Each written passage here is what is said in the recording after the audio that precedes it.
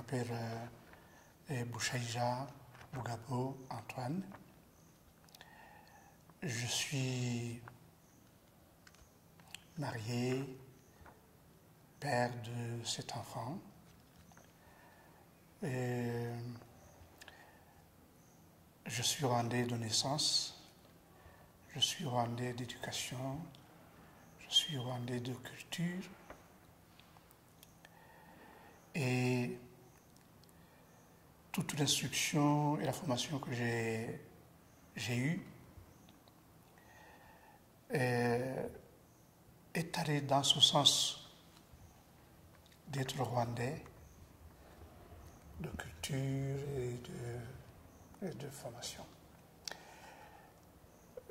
Dans ma vie, après des études universitaires que j'ai effectuées à plusieurs endroits différents, d'abord à l'Université nationale du Rwanda, par la suite, l'exil m'a amené à poursuivre les études universitaires ailleurs, particulièrement au Congo, à Lubumbashi. J'ai obtenu un diplôme de licence en lettres, option histoire, et plus tard, je préparais une thèse de doctorat en histoire à l'Université de Paris 1, Panthéon-Sorbonne. Et pratiquement toute ma vie, j'ai été professeur. J'ai enseigné dans les écoles secondaires et par la suite, j'ai enseigné dans différentes universités ici au pays, au Rwanda. Aujourd'hui, je suis en retraite. Je vis les beaux jours de retirement. Et dans cette retraite, je m'occupe très utilement dans le cadre de ce que j'ai fait antérieurement. Je lis beaucoup. Ce que je n'ai pas pu lire pendant les années de carrière, je le fais aujourd'hui. Dire qu'on a choisi une carrière, c'est peut-être la carrière qui nous choisit. Donc, les différentes circonstances dans lesquelles on est passé, je suis passé. La recherche des études au pays comme à l'extérieur, souvent les circonstances font que on n'a pas nécessairement ce qu'on aimerait faire, on est amené à faire autre chose et plus tard, on trouve que en tout cas personnellement, je trouve que ce que la vie, les circonstances m'ont amené à faire, c'est-à-dire à les études littéraires d'abord et puis les études en histoire et professeur d'histoire, je ne le regrette pas. Je trouve que ça a été même un bienfait pour moi. Ce livre, Musenyeri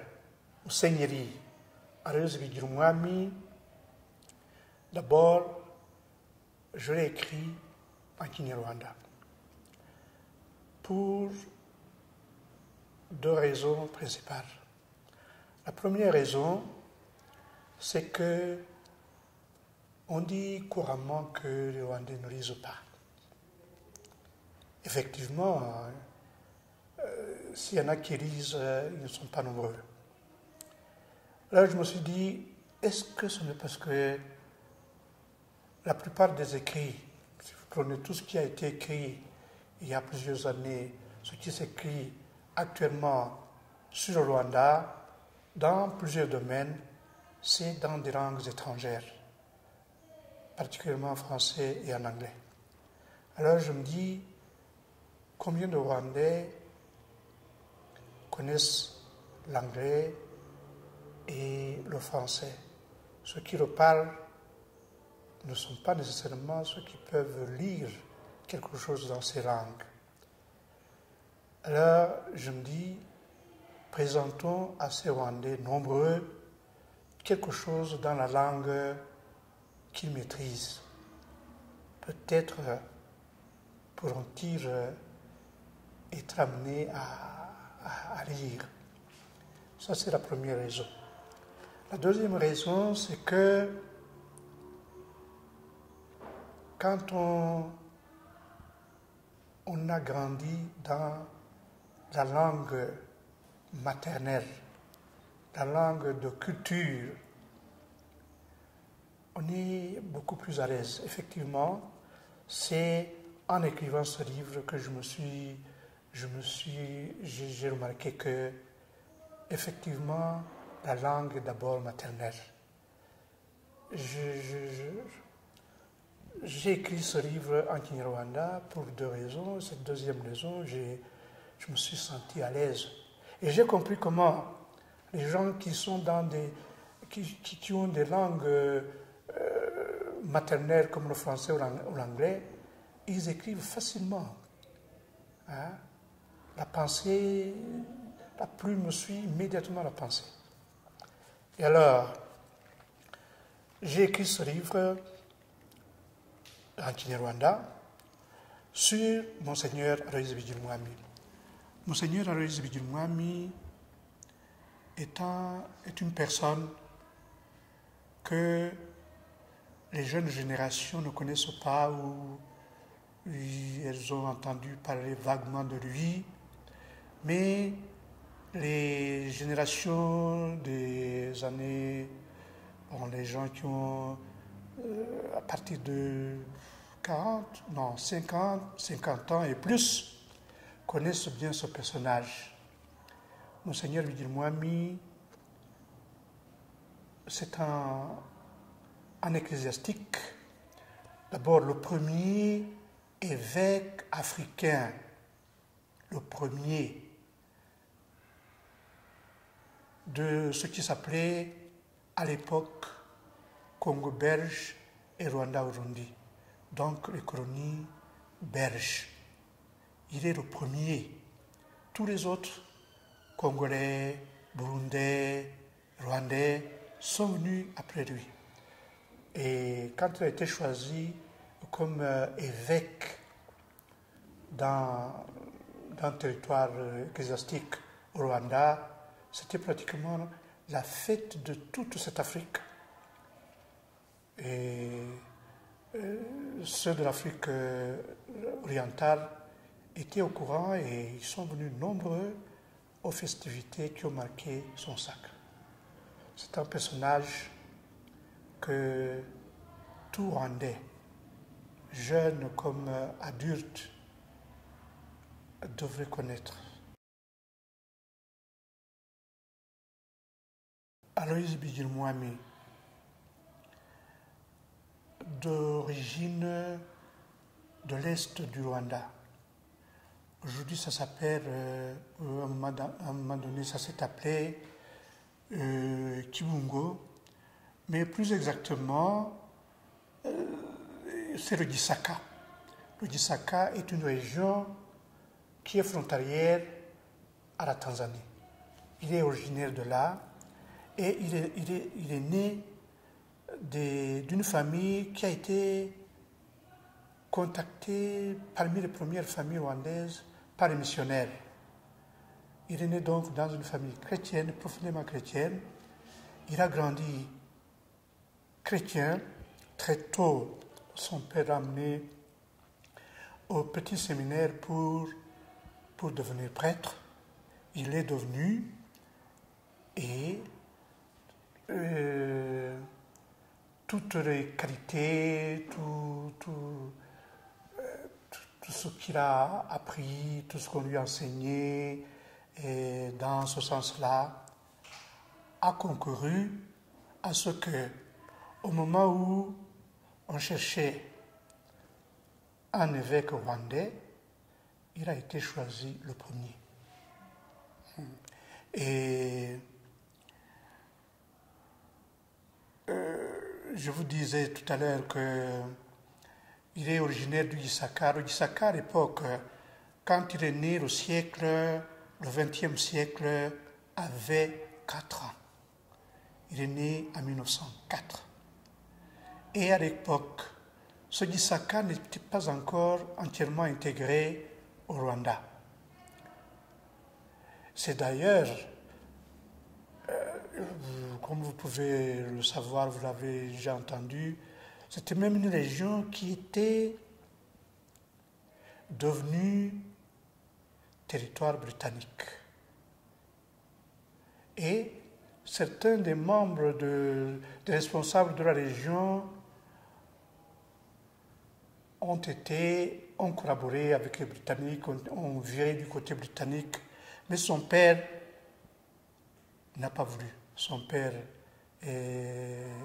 Rukamba, n'a pas voulu aller du côté britannique.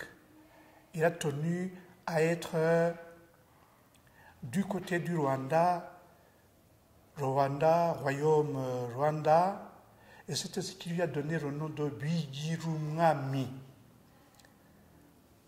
pour marquer son adhésion au royaume du Rwanda. Il a évolué dans une religion d'origine étrangère, le christianisme catholique, lequel christianisme rejetait pratiquement tout ce qui appartenait à la culture et aux traditions et à la religion traditionnelle rwandaise. Mais lui, par ses études, par des recherches qu'il a effectuées à travers le Rwanda, en faisant appel aux Rwandais de tout âge, grands, petits, vieux, vieilles, hommes, femmes, il a découvert dans la culture rwandaise, il a découvert dans les croyances rwandaises en Imana ce qu'on pourrait appeler les pierres d'attente d'un vrai christianisme catholique.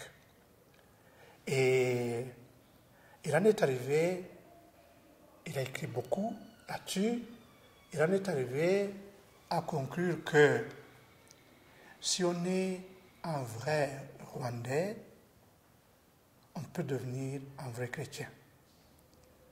Parce que les valeurs de la religion chrétienne, de la religion traditionnelle, des croyances religieuses traditionnelles rwandaises, étaient capables d'intégrer valablement les valeurs du christianisme d'origine occidentale. Bon, il n'a pas été compris par tout le monde. Je dirais même que très peu l'ont compris. Mais à cause de sa stature, à cause de la place qu'il occupait dans l'Église catholique, dans la société rwandaise, il a pu imposer très élégamment ses vues, ses points de vue. Et malheureusement, il est parti. Il est mort avant que la majorité des Rwandais ne saisissent ça. Et à un moment donné même, il a été assailli par ceux-là même qui étaient ses proches dans la religion pour lui dire qu'il dévoyait le christianisme. Il a dit non, le christianisme n'est pas dévoyé par les croyances, les coutumes, les pratiques de la religion traditionnelle, ça se complète. Et c'est là qu'il leur disait, prenez l'évangile, prenez la Bible, où le Christ lui-même dit, je ne suis pas venu abolir, je suis venu accomplir. Donc, les valeurs culturelles, les valeurs religieuses rwandaises, d'après Birimwami, sont des pierres d'attente dans le vrai christianisme. Aujourd'hui encore,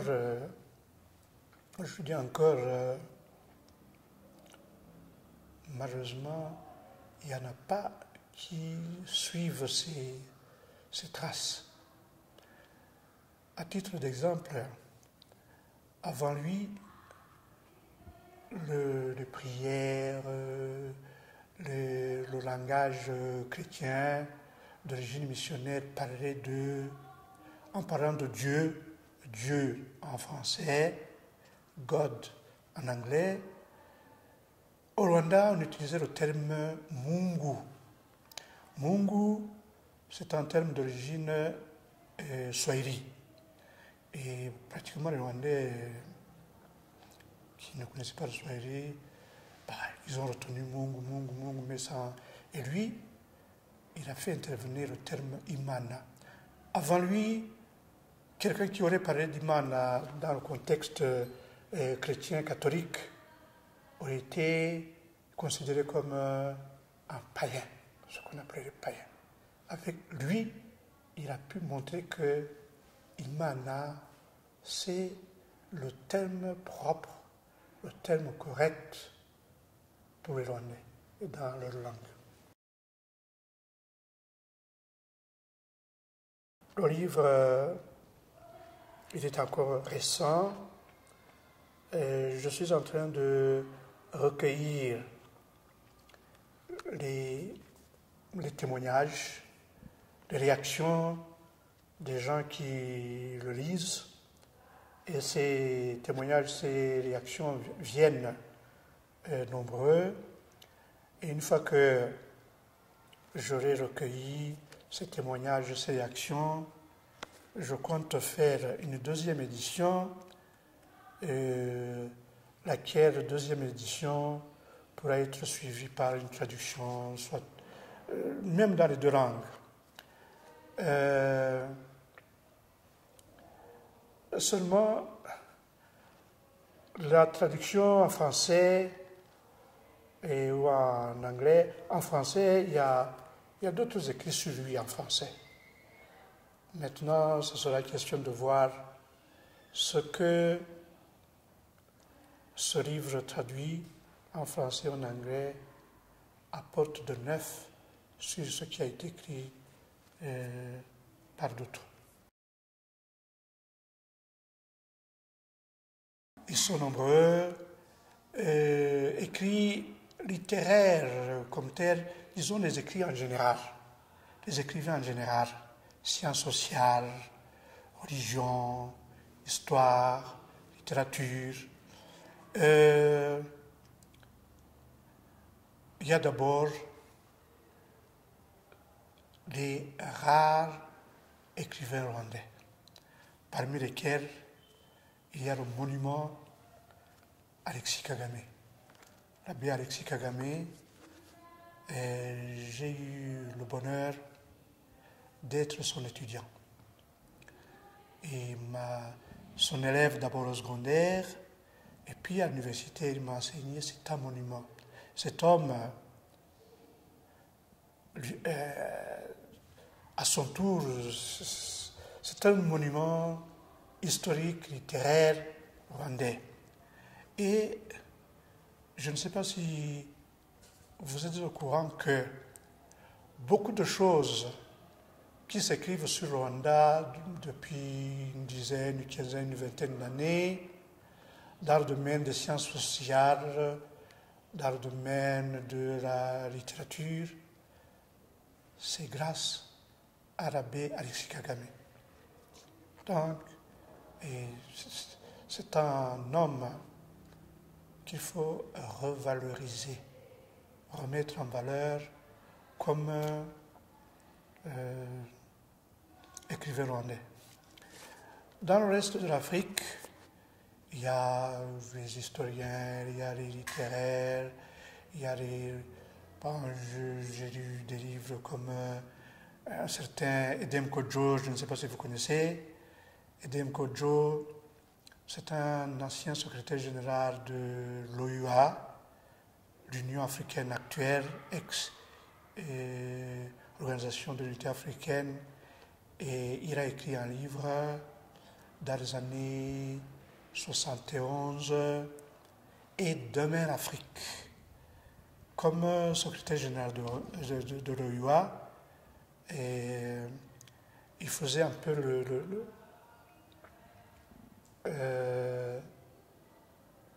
bilan de cette Afrique qu'il voyait de haut comme secrétaire général. Et ce livre, aujourd'hui encore, à mon sens, reste d'actualité. Il y a des gens comme professeur et philosophe Kamana, c'est un Congolais, professeur congolais, qui a des écrits remarquables et des analyses à la pointe de la bonne réflexion. Il y a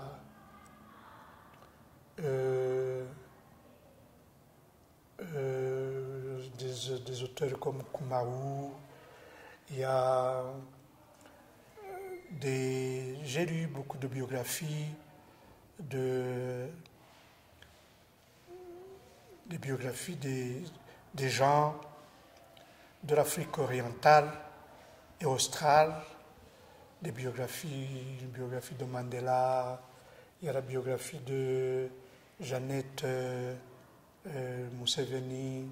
Il y a de très bons livres sur l'Afrique. Mais bon, il y a des étrangers qui écrivent sur l'Afrique et ces dernières années sur le Rwanda.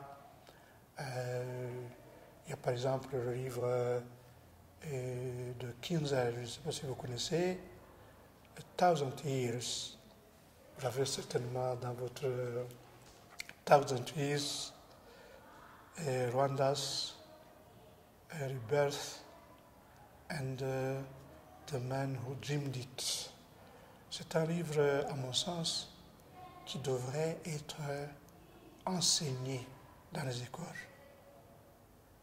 Parce que quand on a lu ce livre, on comprend le Rwanda et la direction où le Rwanda est conduit, etc. Il y a beaucoup particulièrement en français, les écrivains en français, l'Afrique occidentale. L'Afrique occidentale a connu beaucoup de bons écrivains.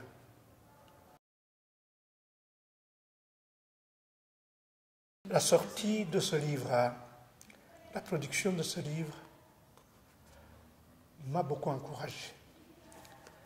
Il m'a encouragé parce qu'il y a des gens qui ont connu de très très près Monseigneur Elisabeth Mwami, qui ont lu ce livre, qui m'ont fait des réflexions, qui m'ont donné leurs réactions, et ça m'a encouragé à écrire. Je vais, en plus de la traduction de celui-ci, je compte encore écrire toujours en Kinyarwanda. Notamment, j'ai un chantier où il y a tous les matériaux.